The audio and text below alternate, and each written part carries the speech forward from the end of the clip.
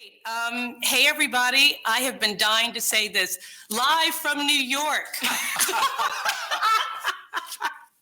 So everybody knows we've been doing these fantastic LinkedIn Lives, but this one is actually in person. And I'm super, super excited about it. I'm really excited about our guests. But before we get started, I want to say two things. One, thank you for everybody who has been so engaged and so involved and so supportive of this series. We started this as let's talk to people who are interesting. And it has turned into a thing. And it's because of all of you. So thank you for your support. Two, happy holidays. I hope you get some rest. I hope you get a chance to regroup, spend time with yourself, your family, and your friends, and come back to the year refreshed. I always say how excited I am about the guest, and they always generally are my friends, and today is no different. I have with me Richard Edelman and Amanda Edelman. Let me talk about them first before we get into the conversation. I think everybody knows I've been here for 4 years, and the opportunity to work with Renee and John, Richard's siblings, has been remarkable. The opportunity to get to know Amanda, Tori, and Margot has been fantastic. Margot leads our office in the Bay. Tori does some fantastic work for some of our biggest clients. And about 2 years ago, Amanda met me at a party and said, I'd like for you to be my mentor. And these are the things that I think our relationship should look like. And true to course, it's been a wonderful experience, and I've learned as much from you as I think you have from me. Richard, I never get a chance to say this publicly, and so I'm going to say it now and make him incredibly uncomfortable. I had a boss once who was a really, really good friend. But he was not a very good boss. And in a fit of frustration, he was like, what do you want from me? And I was like, I want you to be the boss to me that I am to others. And that's what Richard is for me. And it has been a terrific experience. But now I'm going to grill them both. Great. After I buttered them up, I'm going to grill them both. So we're going to have a conversation about the beauty and sometimes the burden of an intergenerational workforce. And we released some fascinating research this week, which prompted the conversation. So I'm first going to ask Amanda, give us the highlights of the Gen Z research and talk about why we even decided to do it in the first place. Absolutely. So I'll answer the second part first. Okay. I think a big reason for that is that our clients are sensing the growing power of Gen Z, both as employees and second as consumers. As employees, I think that there's some fear, mistrust, and misunderstanding between a lot of executives and companies and a lot of their younger employee base. And then on the consumer side, Gen Z is now 20% of the U.S. population, yep. And in different markets, even more. So companies are understanding, hey, this is a growing consumer base that actually has a really long lifetime of buying my products, of being aligned with my brand. How do I appeal to them? How do I understand them? Mm-hmm. So that's on the first side of why we did this report for our clients. On the second side, there are 3 things that I want to highlight as the most important takeaways in this report. And they are make me feel safe, take care of your people, and unite for change. And on the make me feel safe, I think we'll go into this more throughout the conversation.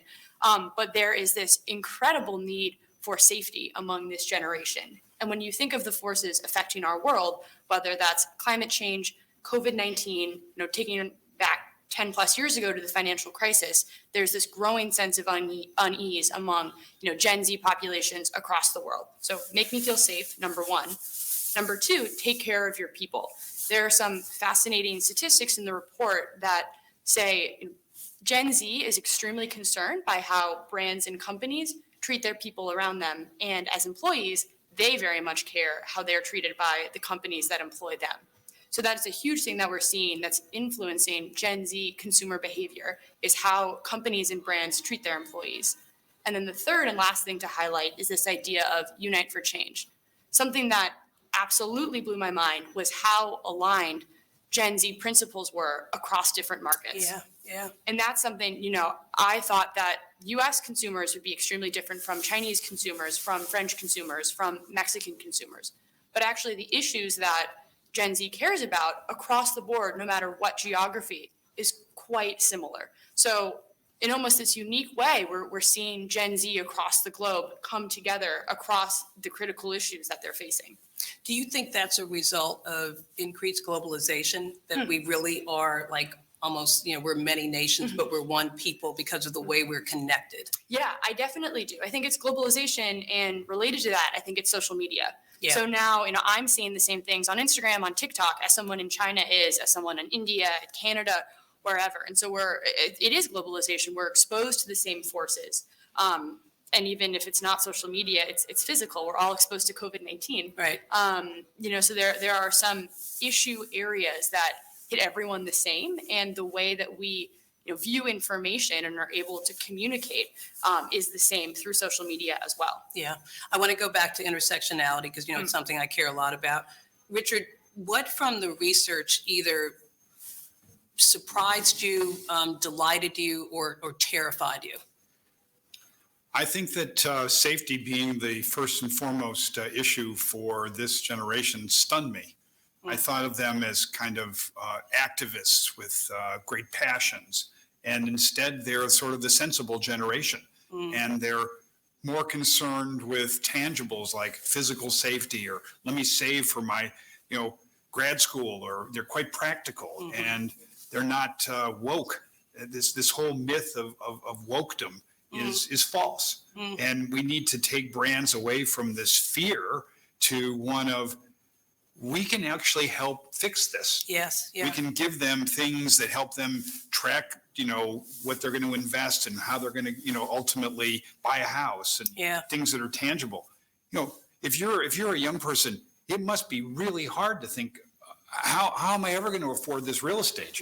Because real estate's gone up 6 or 8 times since you and I were first buying houses in the 80s. Right. And it's a big block in their mind about, am I going to be downwardly mobile? Yeah. This fear of not doing as well as my parents. Yes. Because it would be the first generation really in memory that has that experience. And that's entirely possible. Yeah. Yeah.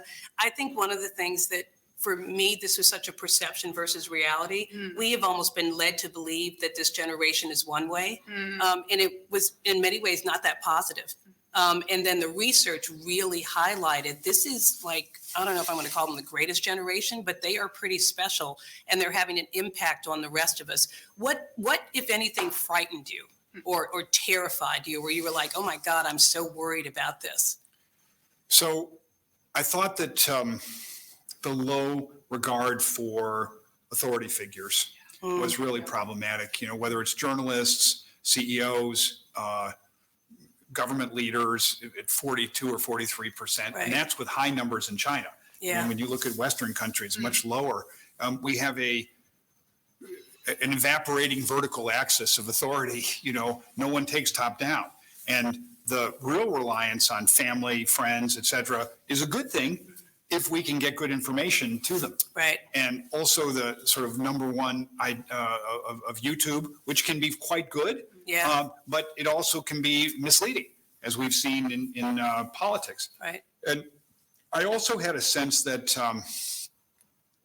there's a lack of quality information on which to make good decisions. Right. Right. And there's more sort of urban legend than anything else, because although, just to make a different case, 70% of the respondents said that they check facts, that they're going to get the truth, and that they're not going to share bad information.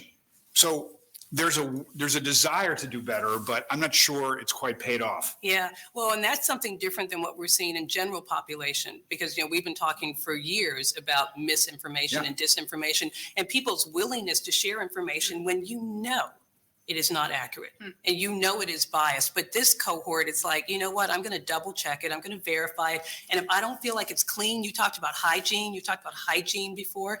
And if it's not hygienic, I'm not going to share it, which I think speaks to sort of the moral superiority of this group and a willingness to sort of, look at things very openly.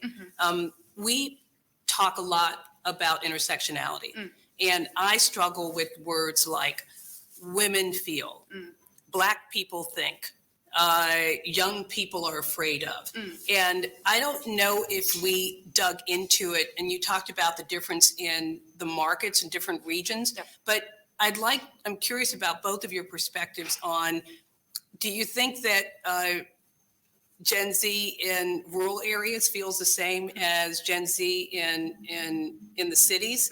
Do you think that ideologically conservative Gen Zs have the same beliefs as ideologically liberal ones? Do you think there's a socioeconomic mix? What? Yeah. So from a high level overall, we were actually quite surprised by how unified this generation was. And again, to give anecdotally, we tested 6 markets: the United States, UK, Mexico, France, Germany, and China. So, quite geographically diverse. Yeah. Another data point around the socioeconomic diversity is that 41% of our respondents, their families made less than $50,000 a year. Yeah. And then 20% were in the 50,000 to 100,000 range, and then the other 30% higher than 100,000. So it was quite diverse. And then every country was broken down into demographically representative units. So we did, get the full spectrum. Across countries is something that I want to address. Across countries, generally, by and large, the issues that people cared about were remarkably similar. It's COVID-19, it's climate change, and it's mental health. Those were, by and large, the top 3. And then you intersperse for the United States, the number 1 issue area that people cared about was racial justice. That ranked less highly for people in China, for example. So there are some differences, but across the board, the issues that Gen Z cares about is extraordinarily similar. See, that's fascinating to me that in the U.S. it was racial justice, because we have a wide variety of people in the U.S. And I think we have been sort of led to believe or believe ourselves that it's only a certain cohort. Yeah. And so my friend Michael Steele and I always talk about this. That's the big issue, but I would imagine there's variety on the approach to resolving it. Yes. So it's the issue is everybody's thinking about it, but how you're going to get to an answer is going to be different. So Lisa, I think that the big issue is class. Yeah. And inequality. And so I learned last week that 3/4 of companies now ask that secretaries have BAs. Now, what does that do? It disqualifies a lot of people. Right. Because only 30% of African Americans, 20% of Hispanics, 30% of rural people have BAs. Right. It's a ridiculous qualification. It's not necessary. And those are the sorts of things that we have to fix in this country. Yes. And make it possible for someone to then get the chance to be a secretary and then move up in the organization. Yes, right. And it's a great entry level kind of way to go. Right. But blocked at the moment by a ridiculous criterion. Yeah. And then the stigma that's attached to it. If you don't have a BA, I don't know if you know this is awkward to do in front of everybody, but I found out this morning that in the New York office that they have eliminated the requirement of a BA because Andrea Hagelskamp was telling me that about the corporate practice for just that reason. She's like, I'm not getting all the talent that I could, and it's not representative of the world around when we require that, when someone can be just as smart or God forbid they went to a community college or they went to a trade, but we need those skills. Yes. We need those skills, and we have to be a company and we have to be a country that accepts that and removes the stigma when it comes to it. Yeah. I will add as well, this does trickle down actually into Gen Z's behavior. An interesting fact that's outside of our report, but interesting nonetheless, is that for millennials, 53% of millennials have a college degree, and for Gen Z, that's projected to be 59%. So it is sort of changing the behavior. That being said, that's 40% of the 70 million Gen Z people that exist in the United States, at least right now, who are cut out of this system. So it is a huge problem, but there is this interesting Gen Z response. Yeah. This is going to be a little gossipy, but I just have been intrigued. Everybody has been talking about that New York Times article from, it was like 3 months ago, maybe 3 weeks ago, that was like why 37-year-olds are afraid of the 23-year-olds in the workforce. I thought it was fascinating. I want both of you to comment on it from where you sit, and whoever wants to go first. I've never felt more powerful in my life. I'm semi-kidding, but genuinely, I mean, I read it. I have a couple of responses to it.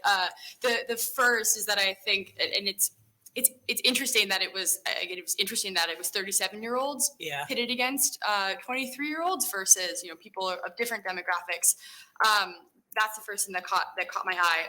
But really, I think that there's so much fear around Gen Zs and this idea that Gen Zs are out to cancel you constantly. You have to be on guard with what you say constantly.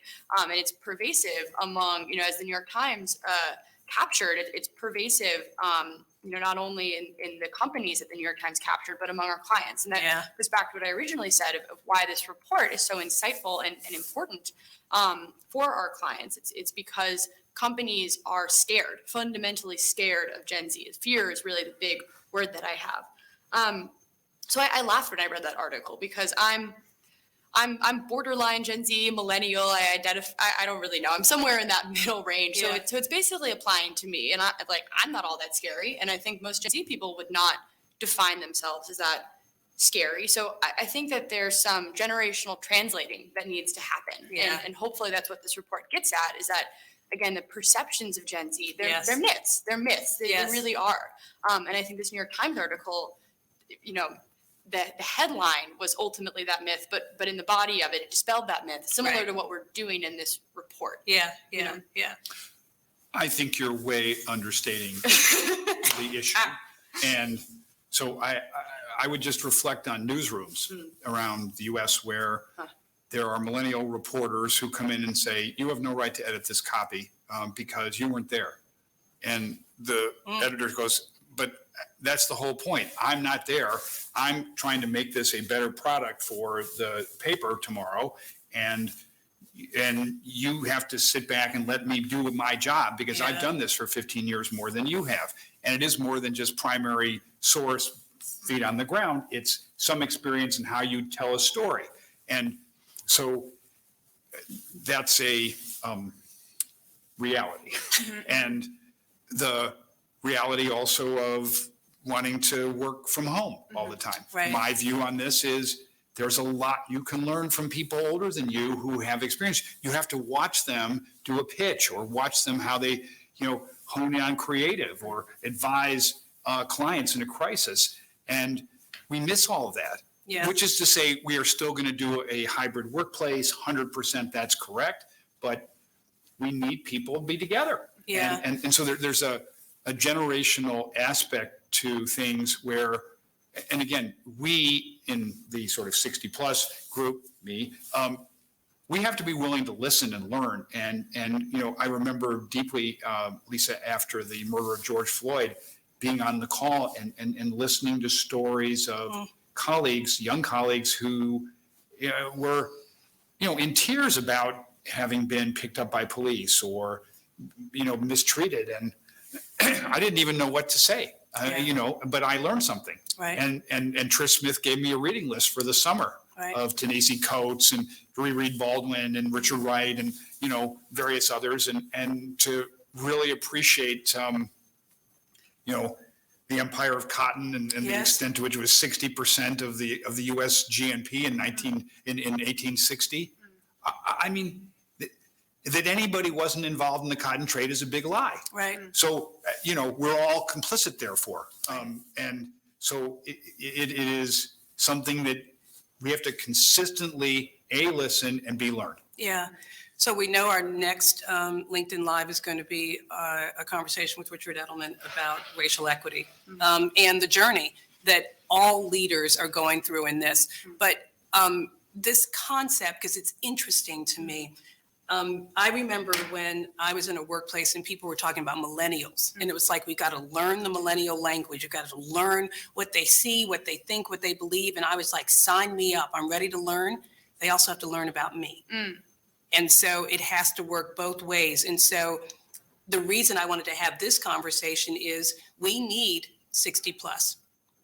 We need 50-year-olds. We need the whole gamut in order. Why are you laughing? Because I'm thinking that I had lunch with one of my friends who's almost 60, who is now going to raves with millennials. Yeah. And he stays up until 6 a.m. at raves. And I said, well, first of all, how do you do that? Yeah. How do you stay awake till 6? But then, he's totally partying with, 28-year-olds, and he loves it because that's, he's a tech guy, and he's totally learned that part of their life too. But that's the beauty of it. Yeah. And that's literally why I should be sitting in the middle of you all. I'm flattering myself a bit, but I should sit in the middle of you all in terms of generation. But what I've learned from you, what I've learned from Richard, what I've learned from the 40-year-olds, but we have to be in an environment where we are willing to learn from each other. On that learning, Richard, one of the things that I think I will remember for the remainder of my career over the past 22 months, some of the really heartfelt, and you just touched on it, conversations that we had with colleagues, primarily CEOs, on the issues of climate, of racial equity, of COVID.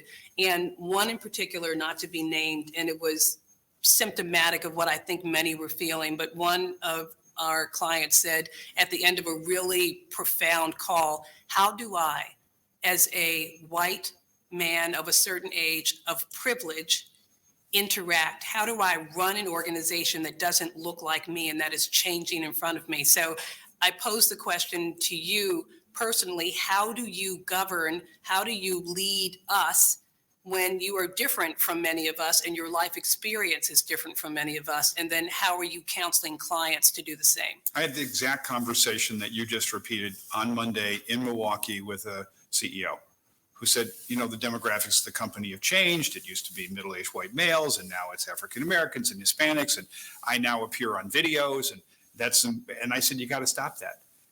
You have to go into the field and see your teams, and you have to sit and go with them to dinner and listen, and then tell them what you're seeing. And you need to fundamentally stop being distant and put your arms open and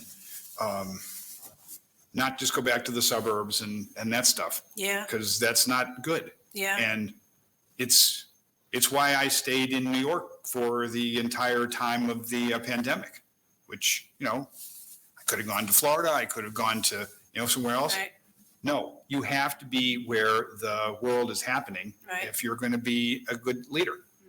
And see it and feel it and see that stores are closed and small business people are in trouble because of the pandemic, and that and also what people are talking about and what their fears are. Yes. In particular. Yeah. And help them overcome it. I just took 20 people over to the Eldridge Street Synagogue on Friday because I was walking, it was always locked. And I met the janitor and he said, well, you want to come? And I said, yeah, I want to come. And so he arranged a tour. The janitor and I are buddies. And now, I guess, it's on the dog walking path. and so anyway, what a remarkable story. And of the 20 people who came, 4 or 5 were African American, a couple were Jewish, a couple were, WASPs and whatever. And then we went to a Chinese restaurant for lunch. Yeah. And we just sat around and had, dim sum and all this stuff. It was such a great day, such a great 2 hours. Yeah. And it was enriching for you. 100%. And informative and educational for you and for them. And I think that's what we just have to do more of, and sort of walk into these rooms without presuming that we have the answers to everything, but being open to hearing a different point of view and understanding a different approach to things. Stop being hierarchical. Yeah, right. The world is flat. Yeah, and the last thing is, Amanda, I want to give you the last word on this. The other thing that really has struck me over the past 20 months in terms of how all of us have been evolving and how all of us have been growing is that you have to be in it. You have to be in it. And my colleagues have heard me say when CEOs will say, what is the next thing that I can do? And I'm like, you're cool putting Black Lives Matter on your website, but will you put it on your lawn? Will you put it on your car? Will you really, really, really live it and believe it? And until you're willing to do that, and until your life is different and it is diverse and it is representative, you will not make the best decisions at work. But Lisa, you also and your team push the clients so hard on the things that mattered, for KFC to have created a fund to enable Black people who are store managers to finally become franchisees. Right. I mean, that is absolutely game change because you've changed the economics. Right. And similarly with Unilever changing the song on the ice cream truck. Yeah. How many hundreds of thousands of kids could sing Turkey in the Straw because that's what you grew up with? Right. And who knew? But now we've changed it. And Riz's song is to be one that kids are going to be humming, when they're going to the ball game. But you know why we knew? Because we had young people Yeah. that were on our teams. Yeah. Who were advising and who were saying, this doesn't make sense, this doesn't make sense. And so it really was like that whole past 18, 22 months of council was really the best example of an intergenerational workforce working together. Yeah. When we ask for feedback on these things, people say, like, I need tangible to-dos. What are the things that I can do? So I'm going to ask you to close with the 3 to 5 things that you would tell business leaders and you would tell your cohort to do to be successful. Oh, interesting. Okay, I'll start with business leaders, and I really like our report is framed again along these 3 pillars, and so I'll tailor my recommendations to those 3. So again, it's the make me feel safe, take care of your people, unite for change. So specifically on the make me feel safe, I think there are so many different dimensions of safety, whether that's physical safety, financial safety, and emotional safety. And these are several areas that Gen Z across the board really cares about. And one of the things in your back and forth that has become really evident is the necessity of diverse workforces. And I think that's what intergenerational workforces, those are diverse workforces. That's another element of diversity. It's race, it's ethnicity, it's gender, it's age. That's a huge thing. So the first recommendation I would say under the bucket of make me feel safe is, make everyone feel safe in your teams, how they show up, whatever age, whatever demographic they are, make them feel safe. So that's number 1. Number 2, in the take care of your people bucket. And this really aligns with safety as well. But just make sure that, make sure your people are well taken care of, whether that's an issue around mental health, whether that's employee resource groups. There are a lot of ways that people are struggling right now. And people, another element of this data that's so fascinating is that people really trust, Gen Z really trusts people like them. Yeah. And employers are extremely trusted. And that's not just Gen Z, that's across the board. Yep. And so it's incumbent upon employers now to take care of their people, because that's who Gen Z and your employees are turning to. So that's number 2. And then Mylan is telling me we only have time for number 3. Great. I'll wrap it up quickly then. So then the third one is unite for change. Again, we've seen that there are certain areas that Gen Z really cares about. Again, that's climate, COVID-19 and mental health. And so specifically, I would say something that ties together all these 3 is make work a safe space mentally for your employees. And so, unite around the mental health of your employees and their overall experience. I don't think we could end better than that. Thank you, everybody, for joining us. We are at time. We'll see you in the first of next year. And thank you again for all of your participation and support, and happy holidays. Bye.